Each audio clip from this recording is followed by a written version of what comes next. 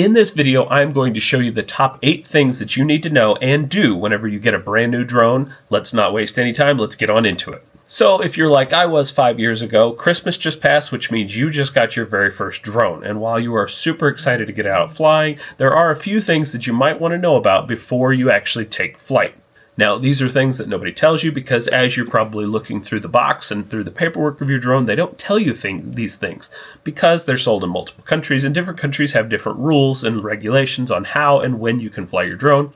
So nobody tells you. And then you talk to someone else who does fly drones, and then it's kind of a buzzkill whenever they tell you all these big things that you didn't know and that you need to be doing. So this is a real short list. Don't let it overwhelm you. Save the video if you need to come back to it later, but just a few things that while you're unpacking it, while you're letting the batteries charge, you can do most of this stuff very quickly. So the first thing you want to do, and this is if you're in the US only, is take the Trust course. And what that is the recreational UAS safety course.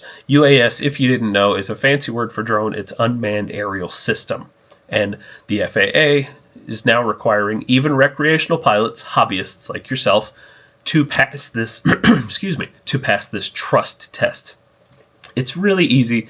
It probably only takes you 15-20 minutes tops. And you read through some material, you take the test, you literally can't fail because it'll let you keep changing the answers until you pass. When you pass, it will give you a little certificate that you can print out. Keep that in your drone bag. Just that way, if you're flying and somebody gives you a hard time, they call the police on you saying you can't fly there, you don't know what you're doing, they'll ask you if you've taken your test. Usually they won't, but if they do, you can just pull it out and have this little certificate on hand. That way you at least know the very bare minimum of how to fly, when to fly, how high you can fly, things like that. We'll also cover that later in this video, but it's just one quick little easy thing to get a general knowledge of what you're doing. Next thing you're going to want to do is register your drone or yourself. It's kind of weird. So as a recreational pilot or a hobbyist drone pilot, you are going to register yourself on the FAA's website. It's called the Drone Zone. And when you're a hobbyist, you pay $5, you register, and you register your drone, and it gives you one number for all of your drones that if you decide to buy more, you can put them all on. As a hobbyist, you get one number that is for you, that all of your drones will have the same number. Obviously, you'll have to pay the fee for each one. It's $5 each. Not a big deal. It's every 2 years. Then if you choose to become a licensed Part 107 pilot like myself, where you want to make money with your drones, that requires a few more hoops, but then each drone has its own registration number. So the registration number isn't for you, it's for your individual drones. But again, that's getting a little too far into the weeds. Again, it takes less than 5 minutes to register your drone on the FAA website. It's very clear cut, very easy.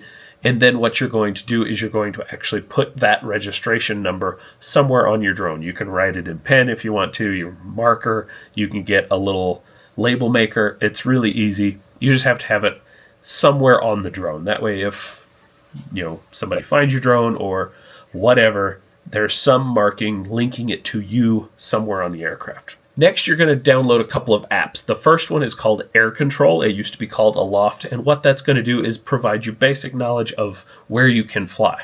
A lot of places you can't fly too close to airports or critical infrastructure, jails, prisons, things like that. There are places you're not supposed to fly. This Air Control will use your GPS on your phone, and you will be able to see all of the different areas around you that you're not supposed to fly around.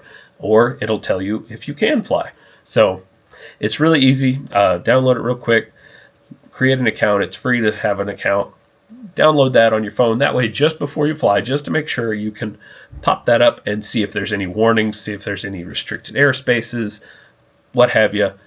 It's really handy.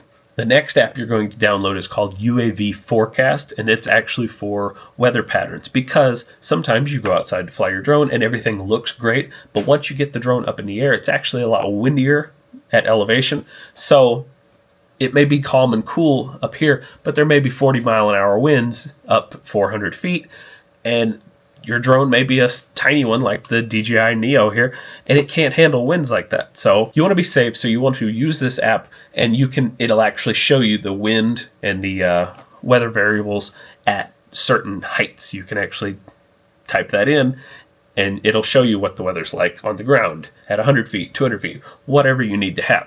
If you do get a paid version, you can actually see, you can, I guess it's a forecast, so you can see several days in advance. So that way, if you're working today, but you're going to be off in a few days, you want to fly on that day, you can get that to where you know what the weather's going to be in advance. Whereas with the free version, it'll only give you maybe a day or two, I think. So you can't plan quite as far ahead.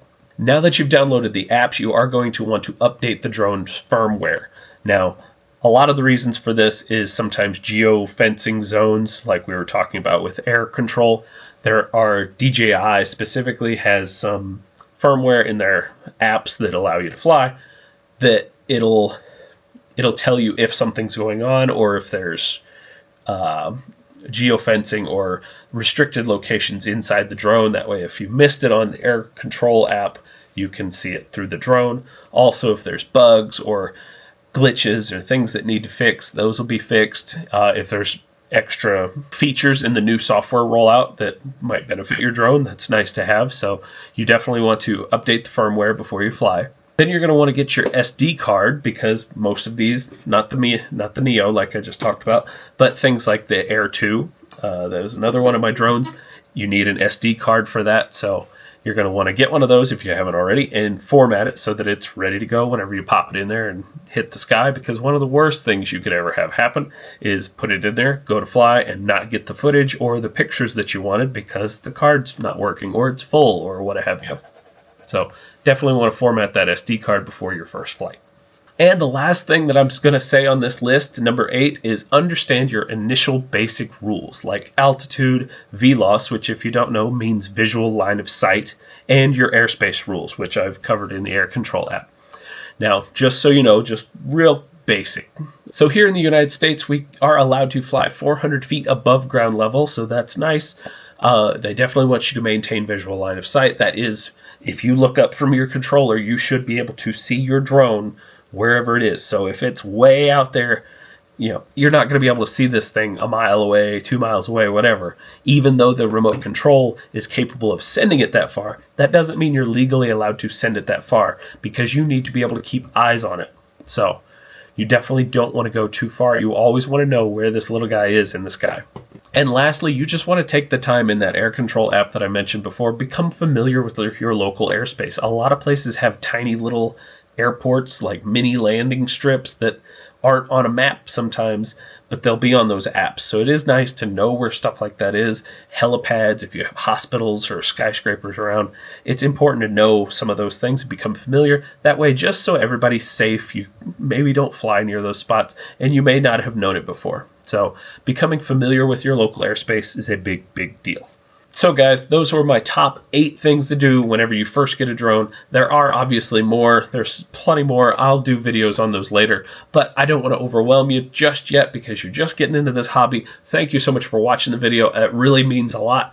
And make sure to subscribe to the channel because I'm going to make more videos like this. And I actually do have some basic beginner flying lessons on this channel if you want to go look for those. This one was just you've opened the box, now what do you do?